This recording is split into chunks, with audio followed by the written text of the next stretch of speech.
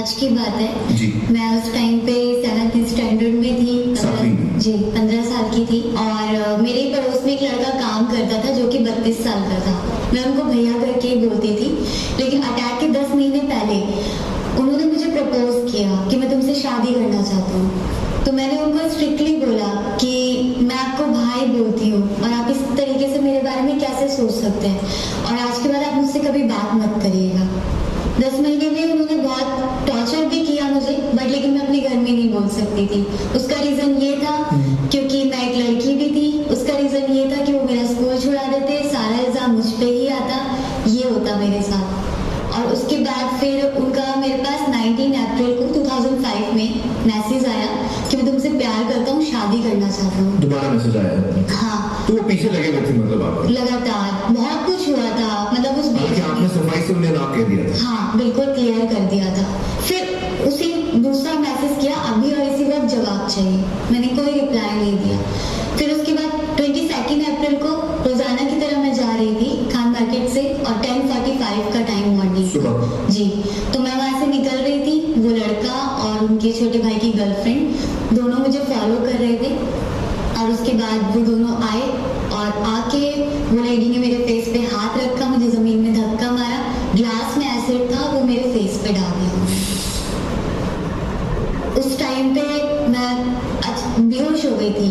और उसके बाद जब अचानक से मैं होश में आई तो मैं इतनी बुरी तरीके से तड़प रही थी, चीख रही थी, चिल्ला रही थी, लेकिन कोई मदद नहीं कर रहा था। अचानक से उठी, हिम्मत करके आंख खोलने की कोशिश किया। फेस ऐसा लग रहा था कि बहुत बड़ा हो गया है, बहुत भारी हो गया है, मतलब पूरे बॉडी में फेस बहुत भारी लग रहा था और बहुत जलन, ऐसा लग रहा है पूरी बॉडी में ही आग लग चुकी है, ऐसा फील। फिर 3 बार मैं नीचे गिरी जमीन पे, दूसरे रोड पे गई, 3 बार कार से एक्सीडेंट भी हुआ मेरा। उन कार वालों को मैंने बोला कि प्लीज मेरी मदद करिए, मेरा फोन दे दीजिए, मेरे पापा से मेरी बात करा दीजिए। इतना ही लोगों को बोल रही थी, लेकिन कोई मदद नहीं। फिर लोगों ने एकदम घेरा बनाया, सबके पैर पकड़ रही हूँ, हाथ पकड़ने की कोशिश कर रही हूँ, हाथ जोड़ रही हूँ, लेकिन कोई मदद नहीं कर रहा था। तो एक अरुण सिंह अंकल थे, उन्होंने पीसीआर को फोन किया और एक बॉटल में आधा पानी और उन्होंने डाला, जिससे कि मेरे यहाँ पे आ गया, ऐसे करके इधर आया, इधर बर्न हो गया मेरे। फिर उसके बाद उन्होंने मेरे घर का पूछा, मेरे पेरेंट्स को लेके, पुलिस वाले मुझे पीसीआर में लेके जा रहे थे। तो मैं अपना हाथ, ये पूरा हाथ देख रही थी, तो ये जो मेरा हाथ है ना, एकदम जैसे कि प्लास्टिक की पॉलिथीन होती है, उसको जलाते हैं तो वो टपकता है, ऐसी स्किन जमीन में टपक रही थी, पूरा फेस से स्किन एकदम टपक रही थी, ऐसा हो रहा था। हॉस्पिटल लेके गए, 20 बाल्टी पानी डाला गया। पापा मम्मी आए, पापा को गले लगाया, पापा की पूरी शर्ट जल गई, इतना खतरनाक एसिड था वो। फिर उसके बाद ऐसी आरएमएल हॉस्पिटल में मेरे को 2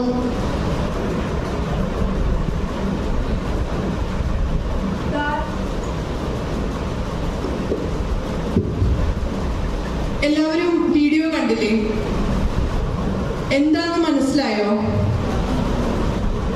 ആസിഡ് അറ്റാക്കിന് വിധേയമായ ഒരു പെൺകുട്ടിയുടെ അവര് അനുഭവിച്ച ബുദ്ധിമുട്ടുകള് ഒക്കെയാണ് ഇപ്പോ ലക്ഷ്മി അഗർവാൾ എന്ന് പറഞ്ഞ പെൺകുട്ടിയാണ് സംസാരിച്ചത്. ഇപ്പൊ അവര് ജീവിതത്തെ വളരെ പോസിറ്റീവായി കണ്ട് ജീവിതത്തിലേക്ക് തിരിച്ചു വന്ന് ഇതുപോലെ ആക്രമണങ്ങൾക്ക് വിധേയമാകുന്ന പെൺകുട്ടികൾക്ക് വേണ്ടി ഒരു ഗ്രൂപ്പൊക്കെ ഫോം ചെയ്ത് അവർക്ക് അങ്ങനെയുള്ള സ്ത്രീകളെ മുന്നോട്ട് കൊണ്ടുവരാൻ വേണ്ടി പ്രയത്നിക്കുന്ന ഒരു പെൺകുട്ടിയാണ്. ജീവിക്കുന്ന രക്തസാക്ഷി എന്ന് വരെ പറയാം. അപ്പോ ഇതാണ് നാം അടങ്ങുന്ന, അല്ലെങ്കിൽ ഞാൻ അടങ്ങുന്ന ഈ സ്ത്രീ സമൂഹത്തിന് ഇന്ന് സംഭവിച്ചുകൊണ്ടിരിക്കുന്നത്. ഇപ്പൊ ഞാൻ നിങ്ങളോട് ചോദിക്കുകയാണ്, നിങ്ങൾക്ക് പുറത്തിറങ്ങാൻ കമ്മലോ അല്ലെങ്കിൽ സൗന്ദര്യമുള്ള മനോഹരമായ അലങ്കാരങ്ങളോ ഒക്കെയാണോ നിങ്ങൾക്ക് വേണ്ടത്? നിങ്ങൾക്ക് പിന്നെ എന്താണ് വേണ്ടത്? നമുക്ക് സ്വാതന്ത്ര്യം വേണം. പേടിക്കാതെ പുറത്തിറങ്ങി നടക്കാനുള്ള സാഹചര്യം ഉണ്ടാവണം. അതാണ് ശരിക്കും നമുക്ക് വേണ്ടത്, അല്ലേ? എന്താ സ്ത്രീകളൊന്നും പെൺകുട്ടികളൊന്നും ഒന്നും പറയുന്നില്ല, അല്ലേ? അതല്ലേ വേണ്ടത്? ഇന്ന് നവംബർ 25, ഈ ദിവസത്തിന്റെ പ്രത്യേകത നമ്മൾ എല്ലാവരും അറിഞ്ഞിരിക്കണം. ഇന്ന് സ്ത്രീകൾക്കെതിരായ അതിക്രമങ്ങൾ തടയാൻ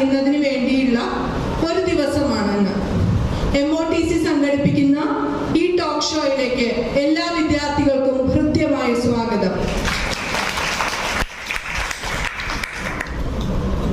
ഐക്യരാഷ്ട്ര സംഘടന നവംബർ 25-നാണ് സ്ത്രീകൾക്കെതിരായ അതിക്രമങ്ങൾക്കെതിരെ ഒരു ദിനം വേണമെന്ന് പ്രഖ്യാപിക്കുന്നത്. ലോകമെമ്പാടുമുള്ള സ്ത്രീകൾ പലതരത്തിലുള്ള അതിക്രമങ്ങൾക്ക് ഓരോ ദിവസവും വിധേയമാകുന്നുണ്ട്. അത് പലതരത്തിലാണ്. നമ്മുടെ കുടുംബങ്ങളിൽ നിന്ന് തന്നെ ആ അതിക്രമങ്ങൾ തുടങ്ങുന്നു. പിന്നെ സമൂഹത്തിലേക്ക് ഇറങ്ങി ചെല്ലുമ്പോൾ ഉണ്ടാവുന്ന അതിക്രമങ്ങളെ പറ്റി നമുക്ക് പറയേണ്ട ആവശ്യമില്ലല്ലോ. ലോകം വളരുന്നുണ്ട്, സാക്ഷരരാണ് എല്ലാവരും. പക്ഷേ കുറ്റകൃത്യങ്ങളും അതിനനുസരിച്ച് വളരുന്നുണ്ട്. ഒരു മകളായും സഹോദരി, അമ്മ എന്ന് പറയുന്നത് അല്ലെങ്കിൽ ഒരു സ്ത്രീ എന്ന് പറയുന്നത് ഒരുപാട് റോൾസ് കൈകാര്യം ചെയ്യുന്ന ഒരു വ്യക്തിയാണ്. അവര് അമ്മയാണ്, മകളാണ്, ഭാര്യയാണ്, സഹോദരിയാണ്, അമ്മൂമ്മയാണ്. അങ്ങനെ സമൂഹത്തിന്റെ ഒരു വലിയ റോള് ഇവരുടെ കയ്യിൽ ആണ് ഉള്ളത്. അല്ലെങ്കിൽ ഇവരാണ് പുതിയൊരു തലമുറയെ വാർത്തെടുക്കുന്നത്. അങ്ങനെയുള്ള ഒരു സ്ത്രീയാണ് ഇന്ന് നമ്മുടെ നാട്ടില് വളരെ മോശമായ തരത്തിൽ പലതരത്തിൽ ആക്രമിക്കപ്പെടുന്നത്. അതിന്റെ കാര്യങ്ങളെ കുറിച്ചാണ് ഇനി നമ്മൾ ചർച്ച ചെയ്യാൻ പോകുന്നത്. എങ്ങനെയൊക്കെ ഇവര് ആക്രമണങ്ങൾക്ക് വിധേയമാകുന്നു, അല്ലെങ്കിൽ അത് നമുക്ക് തുടങ്ങേണ്ടത് നമ്മുടെ കുടുംബങ്ങളിൽ നിന്ന് തന്നെയാണ്. അതിന് പ്രധാനപ്പെട്ട ഒരു കാരണം എന്താണെന്ന് ഇവിടെ ഇരിക്കുന്ന ബഹുഭൂരിപക്ഷം ആളുകൾക്കും അറിയാവുന്ന ഒരു കാര്യമാണ്. പക്ഷേ അത് ഞാനല്ല പറയേണ്ടത്, ഇവിടെ ഇരിക്കുന്ന നിങ്ങളാണ് പറയേണ്ടത്. അത് നമ്മളൊരു ഓപ്പൺ ഫോറത്തിലേക്കാണ് കടക്കുന്നത്. അതിനു മുന്നേ നമ്മൾ ആദ്യം ഒരു വീഡിയോ കാണാം. ഓക്കെ.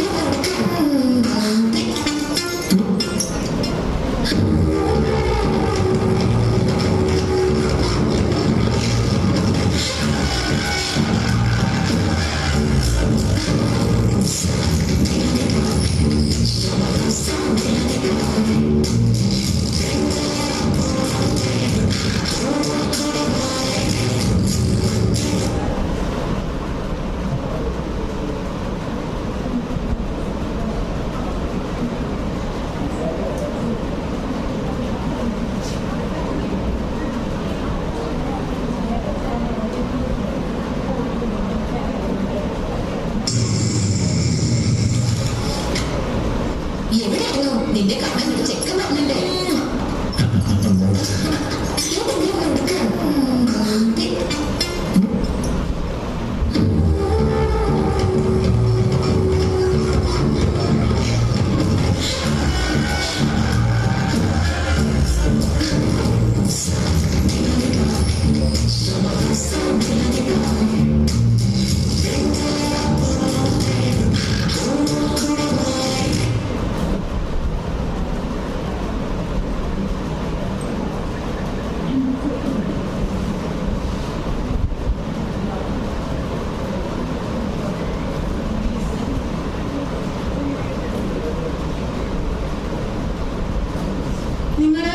പരസ്യം കണ്ടിട്ടില്ലേ? കുറെ പഴയ ഒരു പരസ്യമാണ് അല്ലേ? നമ്മളുടെയൊക്കെ ചെറുപ്പത്തിൽ നമ്മൾ കേട്ട പരസ്യമാണ്. ഇപ്പൊ പക്ഷെ കുറെ പരസ്യങ്ങളൊക്കെ മാറ്റങ്ങൾ വന്നിട്ടുണ്ട്. പക്ഷെ ഈ പരസ്യം ആണ് നമ്മൾ ഒരു ചർച്ചയ്ക്ക് വിധേയമാക്കുന്നത്. ആ പരസ്യത്തിന്റെ ഒരു ടാഗ് ലൈൻ ഉണ്ട്. പെണ്ണായാൽ പൊന്നു വേണം എന്നാണ് പരസ്യം പറയുന്നത്. അപ്പോ അങ്ങനെ ഒരു സമൂഹമാണോ? ശരിക്കും പെണ്ണിന് പൊന്നാണോ അഴക് എന്നതാണ് നമ്മൾ ഓപ്പൺ ഫോറം ഡിസ്കസ് ചെയ്യുന്നത്. അപ്പോൾ ഓപ്പൺ ഫോറത്തില് ഞാൻ ഓഡിയൻസിന്റെ ഇടയിലേക്ക് ഇറങ്ങി വരാം. നിങ്ങളുടെ അഭിപ്രായങ്ങൾ, കാരണം എന്താ വെച്ച് കഴിഞ്ഞാൽ ഇവിടെ ഇരിക്കുന്നവരെ പല കല്യാണം കഴിഞ്ഞവരാണ്, അതേപോലെ ഇനി കല്യാണം കഴിക്കാനുള്ളവരുണ്ട്. അപ്പൊ നിങ്ങളാണ് പറയേണ്ടത് സ്ത്രീയുടെ അഴക് പൊന്നിലാണോ എന്നുള്ള കാര്യം നമ്മൾക്ക് ഇവിടെ ചർച്ച ചെയ്യണം. അതിനുശേഷം നമുക്ക് അടുത്ത ഭാഗത്തിലേക്ക് കടക്കാം.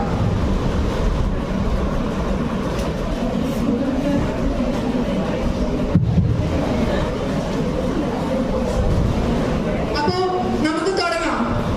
സ്ത്രീയുടെ അടക്കം എന്ന് പറയുന്നത് പൊന്നാണ്, അല്ലെങ്കിൽ സ്ത്രീക്ക് പൊന്ന് വേണമെന്ന് വിശ്വസിക്കുന്നവരായിട്ട് ആരെങ്കിലും ഉണ്ടോ? സ്വന്തമായിട്ട് എണീച്ചു തരാം, അല്ലെങ്കിൽ ഞാൻ മൈക്ക് കൊടുന്ന് അങ്ങോട്ട് തരാം. അപ്പൊ അതിനെ പറ്റിയിട്ട് സംസാരിക്കാം. എന്തായാലും ഈ ഗ്യാങ് എന്തായാലും സംസാരിച്ചിരിക്കണം. ഇതിലൊരാൾ എന്തായാലും സംസാരിക്കണം. പിന്നെ നമ്മളൊക്കെ ഈ കോളേജിലേക്ക് അഡ്മിറ്റ് ചെയ്യുന്ന സമയത്ത് ആദ്യം നമ്മൾ അപേക്ഷയിൽ എഴുതി കൊടുത്തിട്ടുണ്ട്, ഞാൻ സ്ത്രീധനം സ്വീകരിക്കുകയോ വാങ്ങുകയോ അല്ലെങ്കിൽ കൊടുക്കുകയോ ചെയ്തിട്ടില്ലെന്ന് എഴുതി കൊടുത്തിട്ടുണ്ട്. നമ്മുടെ പാരന്റ്സും എഴുതി കൊടുത്തിട്ടുണ്ട്. അപ്പൊ നിങ്ങൾ ഇതിനെ സംസാരിക്കാൻ എന്തായാലും സംസാരിച്ചിരിക്കണം.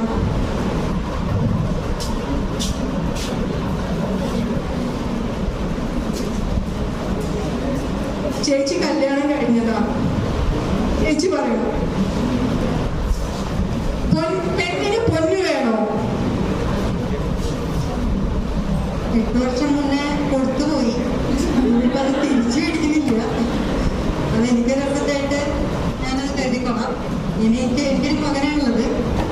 ഞാൻ ഇനി എൻ്റെ മകനെ ഞാൻ ചോദിച്ചു ചെല്ലില്ല. കുട്ടിക്ക് ഇഷ്ടമായി അവരോട്. അല്ല, ചേച്ചി കൊടുത്തതല്ലല്ലോ, കാരണം പാരന്റ്സ് തന്നതല്ലേ.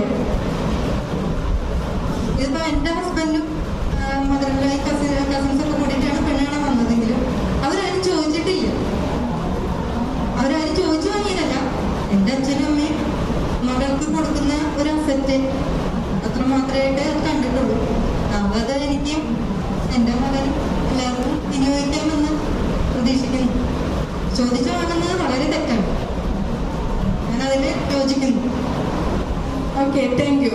ഇനി ഒരാളും കൂടി സംസാരിക്കാം. ഇയാളുടെ കഴിഞ്ഞിട്ടില്ലല്ലോ.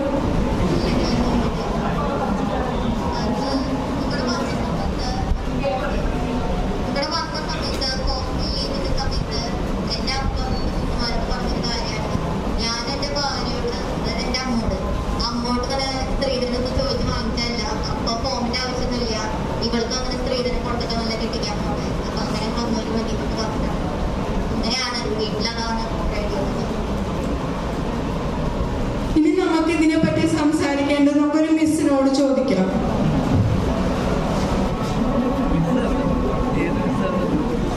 മിസ് തിരക്കില്ല. അപ്പൊ നമുക്ക് ഇവിടെ ഫ്രണ്ടിൽ ഏതെങ്കിലും മിസ്സുമാരെ പിടിക്കാം, എന്നിട്ട് ചോദിക്കാം, എന്താണ് സ്ത്രീധനം വേണോ, പെണ്ണിന് പൊന്ന് വേണോ?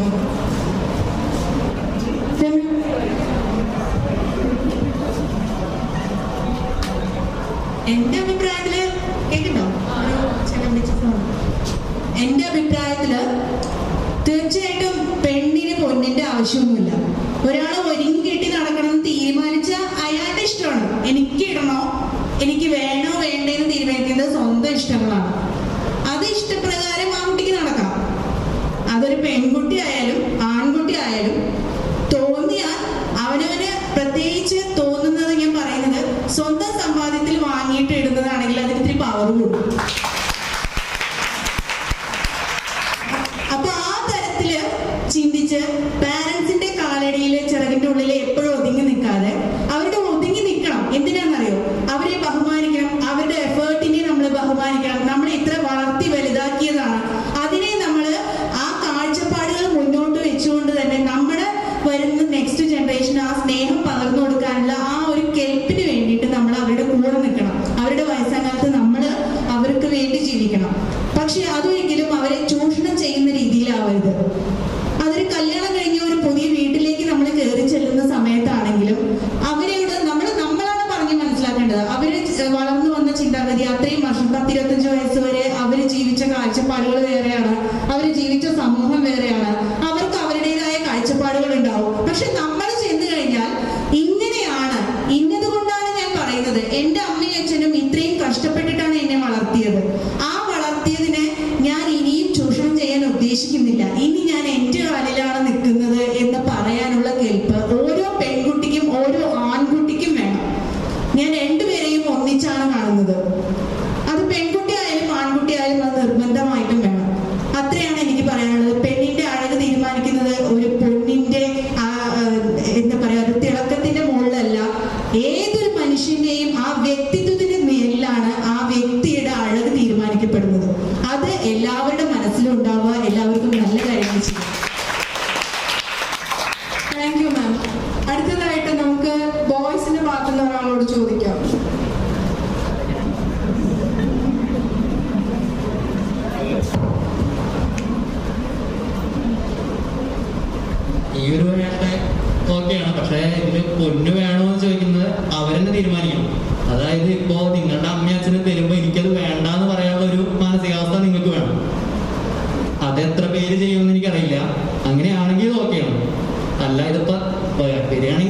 കുഴപ്പമില്ല, അല്ലാതെങ്കിൽ വേണ്ടാന്നുള്ളൊരു ആറ്റിറ്റ്യൂഡാണ് വെച്ചെങ്കിൽ എത്രത്തോളം ശരിയാവും അറിയില്ല. ഇതിപ്പോ ഓരോ ആൾക്കാർക്കും ഡിപ്പെൻസ് അപ്പോൾ അവർ ആറ്റിറ്റ്യൂഡാണ്. അങ്ങനെയാകുമ്പോൾ ഇതൊക്കെ ആറ്റിറ്റ്യൂഡ് അവരവരെന്നെ ഉണ്ടാക്കുന്നതാണ്.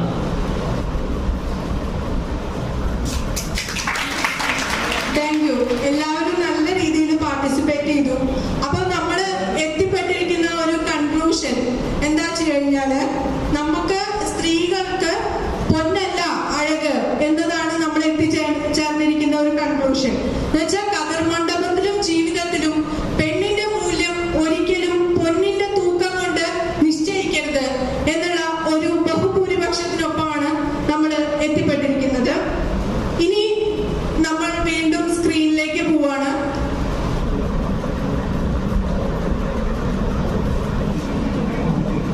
കേരള ജനത ഒരിക്കലും മറക്കാത്ത മുഖങ്ങളാണ് ഈ കാണുന്നത്. ഇവരെയൊന്നും ഓർക്കാത്ത അല്ലെങ്കിൽ മനസ്സിലില്ലാത്തവരായിട്ട് ആരും ഈ വേദിയിൽ ഇരിക്കുന്നുണ്ടാവില്ല. ഇവരറിയില്ലേ? അത് ഫസ്റ്റ് വൺ കാണുന്നത് ആരാ? ഉത്തര. പിന്നെ സെന്ററിലിരിക്കുന്നത് വിസ്മയ, മോഫിയ പർവീൻ, അവസാനത്തെ ഇര.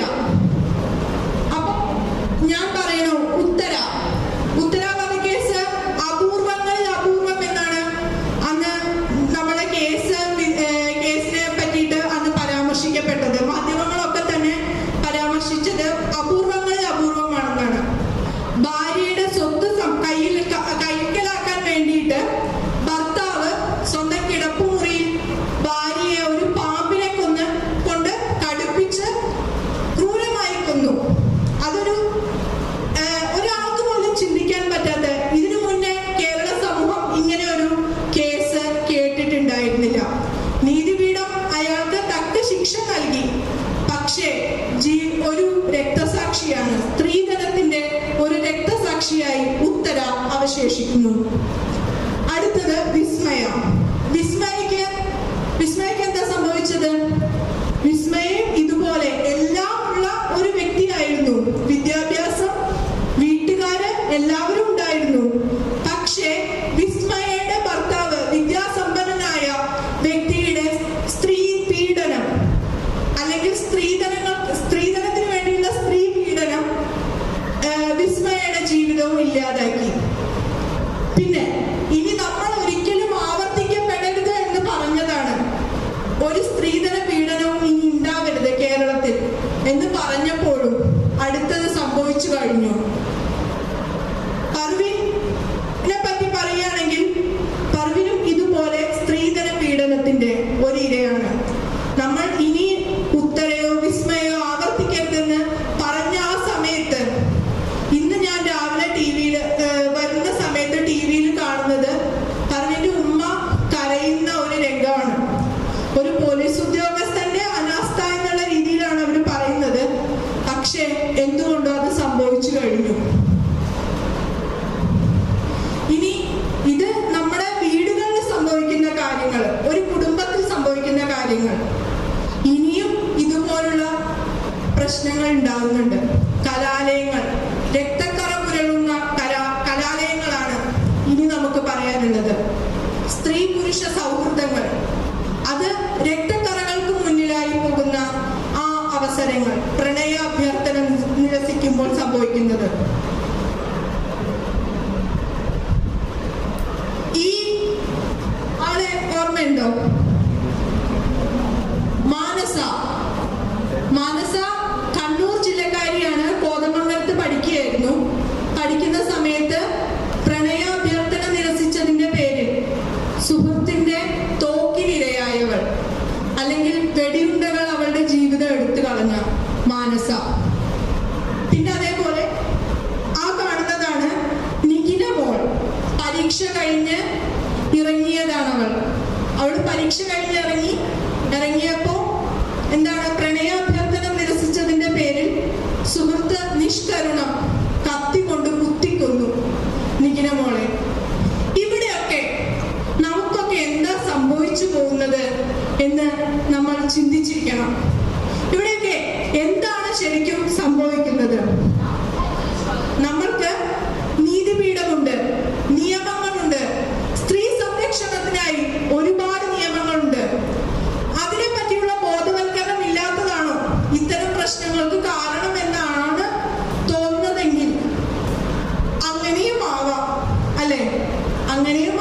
ചിലവർക്കൊക്കെ നിയമങ്ങളെ പറ്റി അറിയില്ല. അപ്പോൾ ഇനി നമ്മളെ ഈ സെഷനില് ടോക്ക് ഷോയില് അടുത്തതായിട്ട് നമ്മൾ കടക്കുന്നത് ഈ നിയമങ്ങൾ എങ്ങനെയൊക്കെ, ഏതൊക്കെയാണ് നിയമങ്ങൾ, നമ്മൾ അറിഞ്ഞിരിക്കേണ്ട, സ്ത്രീകൾ അറിഞ്ഞിരിക്കേണ്ട, അതേ പൊതുസമൂഹം അറിഞ്ഞിരിക്കേണ്ട നിയമങ്ങൾ ഏതൊക്കെയാണ്, അതിനെ പറ്റിയിട്ട് പറയാനായിട്ട് ഗണിത വിഭാഗത്തിൽ നിന്ന് രേവതിയെ ക്ഷണിക്കുന്നു.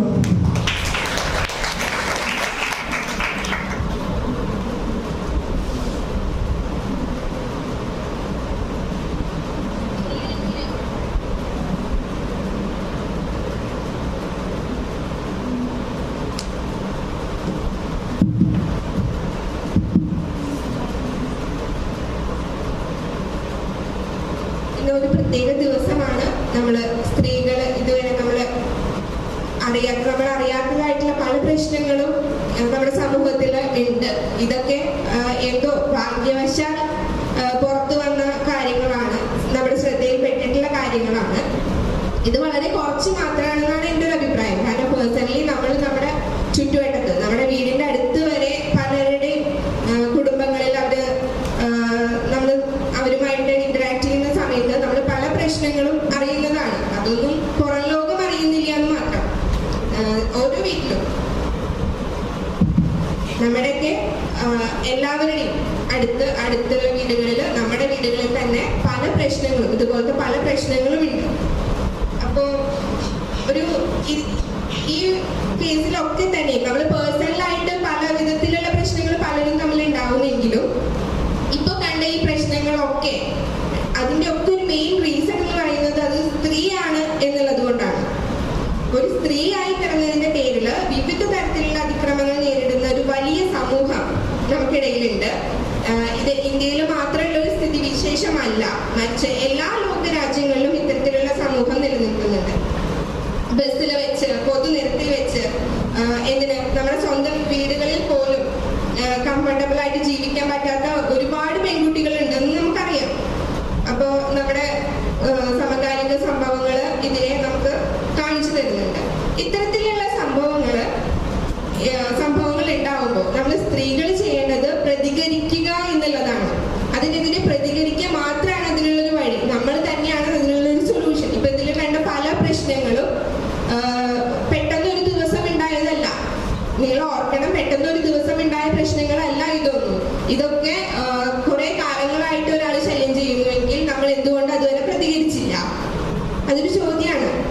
ഒരു വീട്ടില് ഒരു പെൺകുട്ടിയെ പീഡിപ്പിക്കുന്നുണ്ടെങ്കിൽ എന്തുകൊണ്ട് അതുവരെ നമ്മളെ മറ്റേ വനിതാ കമ്മീഷൻ ആ മാമിന്റെ പറഞ്ഞത് നമ്മളെല്ലാരും അന്ന് പ്രശ്നമായല്ലോ, അന്ന് അനുഭവിച്ചോട്ടോന്ന്. അത് ഒരു അമ്മയുടെ വാത്സല്യത്തോടെ കാണുകയാണെങ്കിൽ അതൊരു ശരിയായ ചോദ്യമായിരുന്നു എന്നാണ് എൻ്റെ അഭിപ്രായം. കാരണം എന്തുകൊണ്ട് ആ കുട്ടി അതുവരെ പ്രതികരിച്ചില്ല? നമ്മൾ സ്റ്റാർട്ടിങ്ങിൽ തന്നെ പ്രതികരിക്കേണ്ടതാണ് അതിനെതിരെ. അത് സഹിച്ച് എന്തിനാ സഹിക്കുന്നത് ചോദിച്ചു കഴിഞ്ഞാൽ അതിന്റെ ആൻസറൊക്കെ നമ്മുടെ കയ്യിൽ തന്നെയാണ് ഉള്ളത്. അപ്പോൾ നമ്മളെ സംരക്ഷിക്കാൻ, നമുക്കെതിരെയുള്ള അതിക്രമങ്ങൾ തടയാൻ ഒരുപാട് നിയമങ്ങളുണ്ട്. കുറെ പേരൊന്നും അതിനെ കുറിച്ച് അവെയർ അല്ല എന്നുള്ളതാണ് മെയിൻ റീസൺ. അപ്പോൾ നമുക്ക് അതിനെ കുറിച്ചൊന്ന് ഷോർട്ടായിട്ട് പറയാം. വുമൺ സ്പെസിഫിക് ലോസ് ആണ് പറയുന്നത്. The immoral traffic prevention act 1957, the immoral traffic prevention act, the dowry prohibition act, the Indecent Representation of Women Prohibition Act 1986, the Commission of Sati Prevention Act 1987, Protection of Women from Domestic Violence Act 2005, the Sexual Harassment of Women at Workplace Prevention, Prohibition and Redressal Act 2013, the Criminal Law Act 2013, then women related legislation ആണ് പറയാൻ പോകുന്നത്. The Indian Penal Code 1987, the Indian Evidence Act 1872, ഇതൊക്കെയാണ് ഉള്ളത്. ഇതൊക്കെ detail ആയിട്ട് പറയാൻ നമുക്ക് അറിയില്ലെങ്കിലും നിങ്ങൾ മനസ്സിലാക്കുക, നമ്മുടെ കാര്യങ്ങൾ സംരക്ഷിക്കാൻ, നമ്മളെ സംരക്ഷിക്കാൻ നമുക്കെതിരെയുള്ള സ്ത്രീകൾക്കെതിരെയുള്ള അതിക്രമങ്ങൾ നമുക്കെതിരെ എന്ന് പറയുന്നില്ല, നമ്മൾക്കെതിരെയുള്ള അതിക്രമങ്ങൾ പലപ്പോഴും പുരുഷന്മാരെ അത് ബാഡ്ലി ബാധിക്കാറുണ്ട്. അപ്പോൾ അതിനൊക്കെ എതിരെ പല നിയമങ്ങളുണ്ട്. നമ്മളത് കൊണ്ടുവരിക, നിയമത്തിന് മുന്നിൽ കൊണ്ടുവരാനുള്ളൊരു പവർ നമ്മൾ കാണിക്കുക എന്നുള്ളതാണ്. പിന്നെ ഇതിനോടൊപ്പം തന്നെ സ്ത്രീ സുരക്ഷയ്ക്കായി ഒട്ടേറെ പദ്ധതികൾ തയ്യാറാക്കുന്നുണ്ട്. സ്ത്രീകൾക്ക് രാത്രി യാത്ര സുരക്ഷിതമാക്കാൻ കൊല്ലം ജില്ലയിൽ സുരക്ഷിത എന്നൊരു പരിപാടി നടപ്പിലാക്കിയിട്ടുണ്ട്. ഇനി ഇത് കൊച്ചിയിലും നടപ്പിലാക്കുന്നുണ്ട്. പിന്നെ ഒറ്റയ്ക്ക് താമസിക്കുന്ന സ്ത്രീകളെ ശാരീരികവും മാനസികവുമായ ബുദ്ധിമുട്ട് അനുഭവിക്കുന്നവരെ സംരക്ഷിക്കുന്നതിനായിട്ട് വനിതാ പോലീസ് സംഘം നമ്മളെ സന്ദർശിക്കും. ലഹരി മരുന്നിന്റെ ദൂഷ്യവശങ്ങളെ കുറിച്ച് പെൺകുട്ടികളുടെ ഇടയിൽ ബോധവൽക്കരണം, വനിതാ ഹെൽപ്പ് ലൈൻ ശക്തിപ്പെടുത്തും, പരാതി പെട്ടികൾ സ്ഥാപിക്കുന്നുണ്ട്. പരാതി പെട്ടികളിലൊക്കെ നമ്മുടെ എന്തെങ്കിലും പരാതികൾ ഉണ്ടെങ്കിൽ ഇടാനായിട്ട് ശ്രമിക്കാം. വനിതാ പോലീസും താലൂക്ക് ലീഗൽ സർവീസ് അതോറിറ്റിയും ചേർന്ന് നിയമ അവബോധന ക്ലാസുകൾ, പരാതിക്കാരുടെയും സ്ത്രീകളുടെയും വിവരങ്ങൾ ജനമൈത്രി സുരക്ഷാ പദ്ധതിയുടെ ഭാഗമായി ആപ്പിൽ ഉൾപ്പെടുത്തും. സ്ത്രീ സുരക്ഷ നടപ്പാക്കുന്നതിനുള്ള പോലീസിന്റെ മറ്റൊരു സംരംഭമാണ് പിങ്ക് പ്രൊട്ടക്ഷൻ പ്രോജക്ട്. സ്ത്രീധനവുമായി ബന്ധപ്പെട്ട അവഹേളനങ്ങൾ, സൈബർ ലോകത്തെ അതിക്രമങ്ങൾ, പൊതു ഇടങ്ങളിലെ അവഹേളനങ്ങൾ തുടങ്ങിയവ തടയുക എന്ന ലക്ഷ്യത്തോടെയാണ് പിങ്ക് പ്രൊട്ടക്ഷൻ പ്രോജക്ട് രൂപം നൽകിയിരിക്കുന്നത്. ഗാർഹിക പീഡനങ്ങൾ മുൻകൂട്ടി കണ്ട് തടയുന്നതിന് ആവശ്യമായ വിവരങ്ങൾ ലഭ്യമാക്കാനുള്ള പിങ്ക് ജനമൈത്രിയുടെ ബീറ്റ് എന്ന സംവിധാനവും ഉണ്ട്. അങ്ങനെ കുറെ സംവിധാനങ്ങളും കുറെ നിയമങ്ങളൊക്കെ ഉണ്ട്. അതൊക്കെ നമ്മൾ മാക്സിമം അതായത് സമയത്ത് വൈകിക്കരുത്. അതായത് സമയത്ത് നമ്മൾ ചെയ്യുകയാണെങ്കിൽ കുറെയൊക്കെ നമുക്ക് തടയാനായിട്ട് സാധിക്കും. പിന്നെ ഇത് മാത്രമല്ല, ചൈൽഡ്ഹുഡിൽ നിന്ന് തന്നെ നമുക്ക് അതിനുള്ളൊരു ഇപ്പൊ പെട്ടെന്ന് നമ്മൾ ജീവിച്ച സാഹചര്യങ്ങൾ നമുക്കറിയാം, ഓരോരുത്തർക്കും വ്യത്യസ്തമാണ്. അപ്പൊ അതിന്ന് പെട്ടെന്നൊരു മാറ്റം നമുക്ക് ഇപ്പൊ സാധ്യമല്ല, എന്നാലും മാറാൻ പറ്റും. പെട്ടെന്ന് മാറാൻ പറ്റാത്തവർക്ക് എന്ത് ചെയ്യണം? നമ്മൾ ചെറുപ്പം മുതൽ തന്നെ നമ്മുടെ ചൈൽഡ്ഹുഡിൽ തന്നെ നമ്മൾ കുട്ടികളെ ബോധവാന്മാരാക്കുക. അതിനെക്കുറിച്ച് കൂടുതൽ സംസാരിക്കും പ്രിയങ്ക. എന്തായാലും രേവതി പറഞ്ഞ കുറെ നിയമങ്ങളൊക്കെ നമ്മളൊക്കെ കേട്ടിട്ടുണ്ട്. പക്ഷെ എവിടെയൊക്കെയോ നിയമങ്ങൾക്കും പാളിച്ചകൾ സംഭവിക്കുന്നുണ്ട്. അതുകൊണ്ടാണല്ലോ സമൂഹത്തിൽ ഇത്രയ്ക്കധികം പ്രശ്നങ്ങൾ ഉണ്ടാവുന്നത്. ഇനി നമ്മൾക്കൊരു വീഡിയോ കൂടി കാണണം. അത് കണ്ടിട്ട് അതിനെ പറ്റിയിട്ട് സംസാരിക്കേണ്ടത് നിങ്ങളാണ്. നിങ്ങൾ സംസാരിക്കണം. അപ്പൊ നിങ്ങൾക്ക് മനസ്സിലാവും. കഴിഞ്ഞ നമ്മൾ ഓപ്പൺ ഫോറം സംസാരിച്ചപ്പോ ഒരു ചേച്ചി പറഞ്ഞു വീട്ടുകാര് ഇൻവെസ്റ്റ്മെന്റ് പോലെ തന്നതാണ് ഗോൾഡ് എന്ന് പറഞ്ഞു. അപ്പൊ അതിനെ പറ്റി പറയുന്ന ഒരു വീഡിയോ ആണ് ഇനി നമ്മൾ കാണാൻ വേണ്ടി പോകുന്നത്.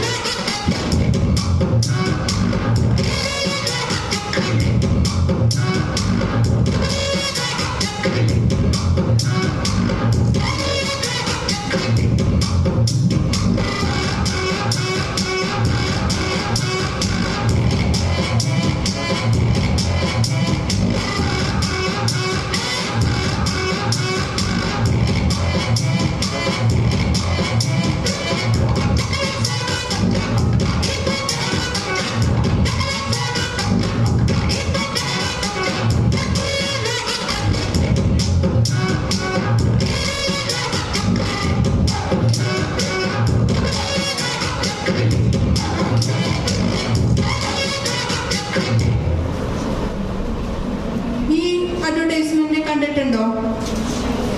ആരെങ്കിലും കണ്ടിട്ടുണ്ടോ ഇതിനു മുന്നേ? ഈ അഡ്വർടൈസ്മെന്റ് പറയുന്നത് എന്താന്ന് ആർക്കെങ്കിലും ഒന്ന് പറയാൻ പറ്റുമോ? ഓഡിയൻസിന്റെ ഭാഗത്തുനിന്ന് എന്താണ് ഈ ആഡ് പറയുന്നത്? ആരെങ്കിലും കണ്ടില്ലേ ഇപ്പൊ വീഡിയോ? എല്ലാവർക്കും കാണായിരുന്നല്ലോ അല്ലേ?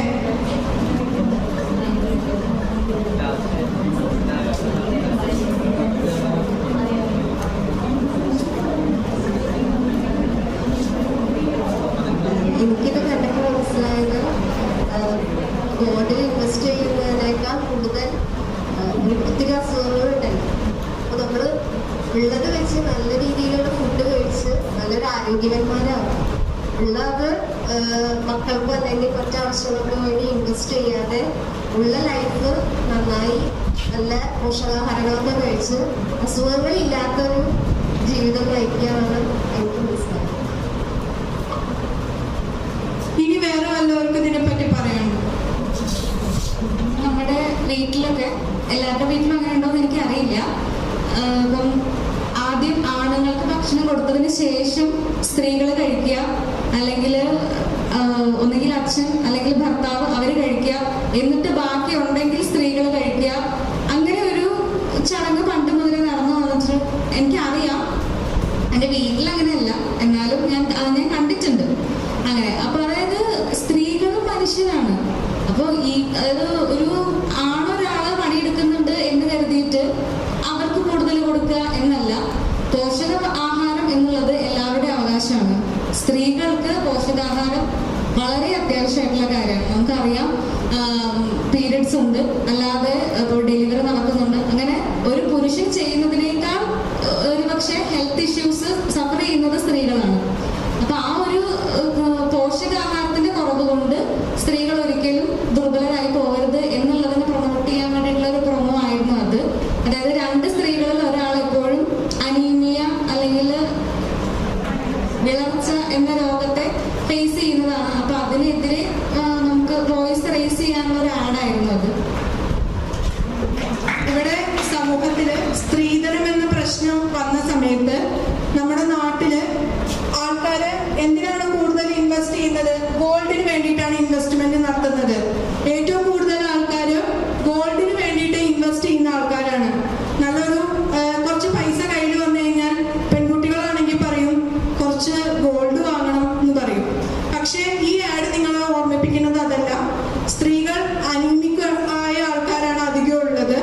അപ്പോൾ നമ്മൾ ഇൻവെസ്റ്റ് ചെയ്യുന്നത് അയണിന് വേണ്ടിയാണ്. അയണിന് വേണ്ടി എന്ന് പറഞ്ഞു കഴിഞ്ഞാൽ എന്താ? അനീമിയ ഇല്ലാതിരിക്കാൻ വേണ്ടിയിട്ട് നല്ല ഭക്ഷണം കഴിക്കണം എന്ന് പറയുന്ന ഒരു ആഡാണ് നിങ്ങളിപ്പോൾ കണ്ടത്. കാരണം നല്ല ശരീരത്തിലെ അല്ലെങ്കിൽ നല്ല ആരോഗ്യം ഉള്ള ഒരാൾക്ക് മാത്രമേ നല്ലൊരു വ്യക്തിയായിട്ട് മാറാൻ പറ്റുള്ളൂ. നല്ല മനസ്സും ഒക്കെ വേണം, എന്നാൽ മാത്രമേ നമുക്ക് നല്ലൊരു വ്യക്തിയായിട്ട് മാറാൻ പറ്റുള്ളൂ. അപ്പോൾ അതാണ് ഈ ആഡ് കാണിച്ചത്.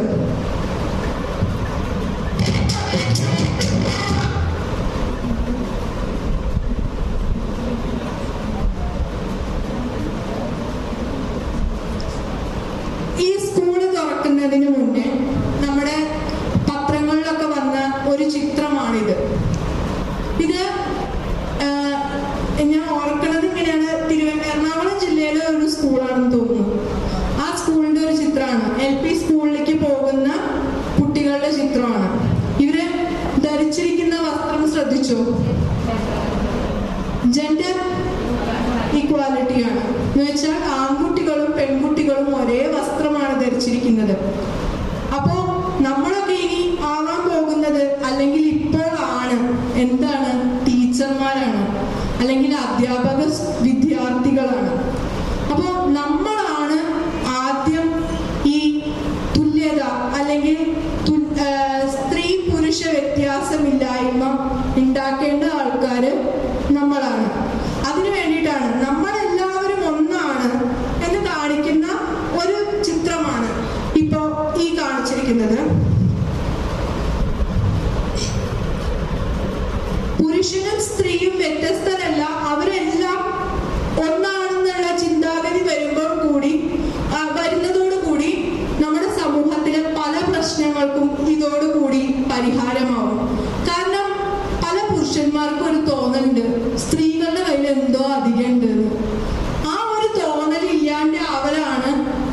നമ്മളുടെ ലക്ഷ്യമാവേണ്ടത്. അങ്ങനെ ആവുന്നതോടുകൂടി നമ്മളുടെ നാട്ടിലെ കുറ്റകൃത്യങ്ങൾക്ക് കുറവ് വരും. അല്ലെങ്കിൽ അതിൻ്റെ ആദ്യ വേരുകൾ തുടങ്ങേണ്ടത് വിദ്യാലയങ്ങളിൽ നിന്നാണ്. എൻ്റെ ചെറുപ്പത്തില് ഞാൻ ക്ലാസ്സിൽ ഇരുന്നിരുന്നത് ഒരു ഭാഗത്ത് ആൺകുട്ടികളും മറ്റൊരു ഭാഗത്ത് പെൺകുട്ടികളുമായിട്ടാണ്. പക്ഷേ ഇന്ന് അത് മാറി. പണ്ടൊക്കെ ഒരു ആൺകുട്ടി എന്തെങ്കിലും കുറ്റം ചെയ്താൽ രണ്ട് പെൺകുട്ടികളുടെ ഇടയിൽ കൊണ്ടുപോയി ഇരുത്തുന്നു പറയും ടീച്ചർ. അതോടുകൂടി എന്താണ്, ആ ആൺകുട്ടി മോശക്കാരനായി. അങ്ങനെ ചെയ്യുന്ന ടീച്ചേഴ്സ് ഉണ്ടായിരുന്നു ഒരു കാലത്ത്.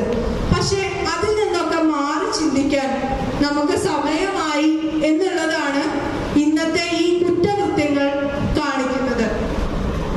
അതിർവരമ്പുകൾ ഭേദിച്ച് മാറിയ ചിന്താഗതികളിലൂടെ നമ്മൾ ജീവിക്കണം. നമ്മുടെ കലാലയം ഒരു സ്ത്രീ സൗഹൃദമാണ്, അല്ലെങ്കിൽ സ്ത്രീ സൗഹൃദമായിക്കൊണ്ടിരിക്കുകയാണ്. എല്ലാ കലാലയങ്ങളും അങ്ങനെ സ്ത്രീ സൗഹൃദമാകണം. എങ്കിൽ മാത്രമേ ഒരു പൂർണ്ണമായി വളർച്ചയെത്തിയ ഒരു സമൂഹത്തിലേക്ക് നമ്മൾ എത്തിച്ചേരുള്ളൂ. അപ്പോൾ നമ്മൾ ഈ പ്രോഗ്രാമിന്റെ അല്ലെങ്കിൽ ഇന്നത്തെ ദിവസം നമ്മൾ ഇനി ഒരു സന്ദേശം നമ്മൾ പ്രിൻസിപ്പൽ മാമിനെ കൈമാറാൻ പോവാണ്. അതാണ് ഈ പ്രോഗ്രാമിന്റെ എൻഡ് എന്ന് പറയുന്നത്. എന്ന് വെച്ചാൽ നമ്മൾ ഈ പ്രോഗ്രാം കഴിയുന്നതോടുകൂടി ഇവിടെ സ്ത്രീ പുരുഷ ഭേദം ഇല്ല, നമ്മൾ മാറി ചിന്തിക്കാൻ തയ്യാറാണ് എന്ന ഒരു സന്ദേശം കൂടിയാണ് ഈ ടോക്ക് ഷോ കഴിയുന്നതോടുകൂടി നമ്മൾ ഇവിടെ ആരംഭിക്കുന്നത്. Here's to strong women. May we know them, may we be them, may we rise them എന്നുള്ള ഒരു മുദ്രാവാക്യത്തോടെയാണ് നമ്മളുടെ ഈ പ്രോഗ്രാം നമ്മൾ എൻഡ് ചെയ്യിക്കുന്നത്. അതിനായിട്ട് ആ സന്ദേശം നമ്മുടെ പ്രിൻസിപ്പൽ മാമിന് കൊടുത്തുകൊണ്ടാണ് ആ പരിപാടി നമ്മളിവിടെ ഉദ്ഘാടനം ചെയ്യുന്നത്. അപ്പോൾ ഈ ടോക്ക് ഷോ അവസാനിക്കുന്നതോടുകൂടി നമ്മൾ പുതിയൊരു പരിപാടിക്ക് തുടക്കം കുറിക്കുകയാണ്. കലാലയം സ്ത്രീ ഫ്രണ്ട്ലി അല്ലെങ്കിൽ സ്ത്രീ സൗഹൃദമാകുകയാണ്. Ma'am please come.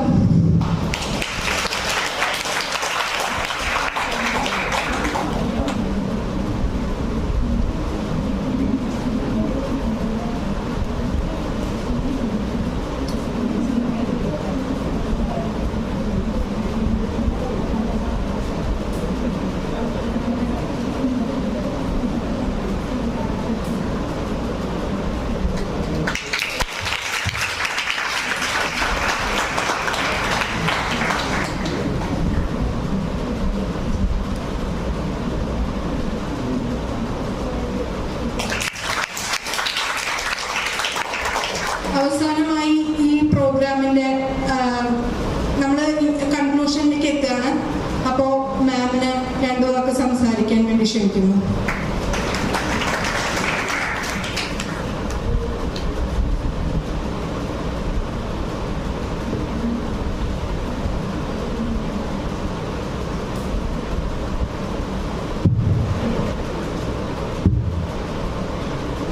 ആഫ്റ്റർനൂൺ.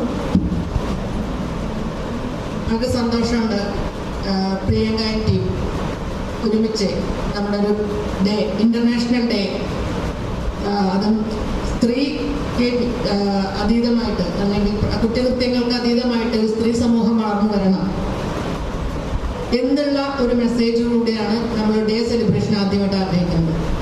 പ്രത്യേകിച്ചും നമ്മൾ ഇതൊരു സ്ത്രീ സൗഹൃദ കൂട്ടായ്മയാണ്. ഞാൻ പറഞ്ഞ കാലത്ത് തന്നെ ഏറ്റവും കൂടുതൽ സ്ത്രീകളാണ് വിദ്യാഭ്യാസ രംഗത്തുള്ളത്. അതുകൊണ്ട് തന്നെ നമ്മളാണ് വിചാരിക്കേണ്ടത് അധ്യാപകർ എങ്ങനെ ഇനിയുള്ള സമൂഹത്തെ നയിക്കണമെന്ന്. കാരണം ഇതിന്റെ അടിവേര് പോകുന്നത് വിദ്യാഭ്യാസത്തിലേക്കാണ്. അപ്പൊ അധ്യാപകരാകുന്ന വിദ്യാർത്ഥികളാണ് നമ്മുടെ മുന്നിൽ ഇരിക്കുന്നത്. ഇതിന്റെ പ്രാധാന്യം മനസ്സിലാക്കേണ്ടത് ഏറ്റവും കൂടുതൽ നമ്മളാണ്. കാരണം എഡ്യൂക്കേഷൻ എല്ലായിടത്തേക്കും എത്താനായിട്ട് സാധിക്കില്ല. നമ്മുടെ ഭാവി തലമുറ നമ്മളിലൂടെയാണ് പോകുന്നത്. അപ്പൊ സൗഹൃദമായിട്ടുള്ള ഒരു പുരുഷൻ സ്ത്രീ എന്നുള്ള ജെൻഡർ ഡിഫറൻസ് ഇല്ലാതെ, ജെൻഡർ ഇക്വാലിറ്റി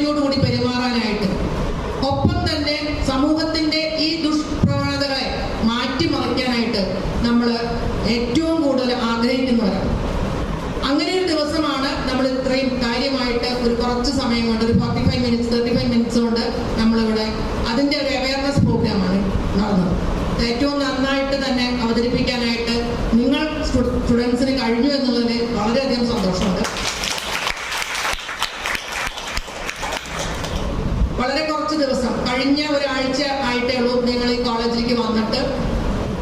നിങ്ങൾ തന്നെ ഏറ്റെടുത്തുകൊണ്ട് ഇതിന്റെ നേതൃത്വം നൽകിയത് സിന്ധു ടീച്ചറും നിഷ ടീച്ചറും. ഡേ സെലിബ്രേഷനിൽ നമ്മൾ നേതൃത്വം കൊടുക്കുന്ന ടീച്ചേഴ്സിന്റെ സൗഹൃദത്തോട് കൂടിയിട്ട് തന്നെയാണ് നമ്മളിത് മുന്നോട്ട് കൊണ്ടിരിക്കുന്നത്. അവർക്കും ഒരു സന്തോഷത്തോടെ ഞാൻ സിന്ധു ടീച്ചറെയും നിഷയെയും അഭിനന്ദിക്കുന്നു. അപ്പം ഇത് നമുക്ക് ഏറ്റെടുക്കാം. കാരണം ബി എ സ്ട്രോങ് വുമൻ. കാരണം ഇവിടെ ഇരിക്കുന്ന ഒരു 6% ഒഴിച്ച് ബാക്കി എല്ലാവരും വിദ്യാർത്ഥികൾ ഇനി അധ്യാപകരാകുമ്പോൾ സ്ത്രീ സമൂഹത്തിലേക്ക് വരുന്നവരാണ്. അല്ലെങ്കിൽ അധ്യാപക വിദ്യാർത്ഥികളായിട്ട് വരുന്നവർ 94% അധ്യാപികമാരാണ്. അപ്പൊ നമ്മൾ ഏറ്റെടുത്താൽ സമൂഹത്തിൽ മാറ്റം ഉണ്ടാക്കുമെന്ന കാര്യത്തിൽ ഒരു സംശയവും. കുറച്ചു കാലം പരിശ്രമിച്ചു കഴിഞ്ഞാൽ മാറ്റം വരാതിരിക്കില്ല എന്നുള്ള കാര്യം ഉറപ്പാണ്. ചെയ്യുന്ന കാര്യത്തിൽ കോൺഫിഡൻസോട് ചെയ്യാനായിട്ട്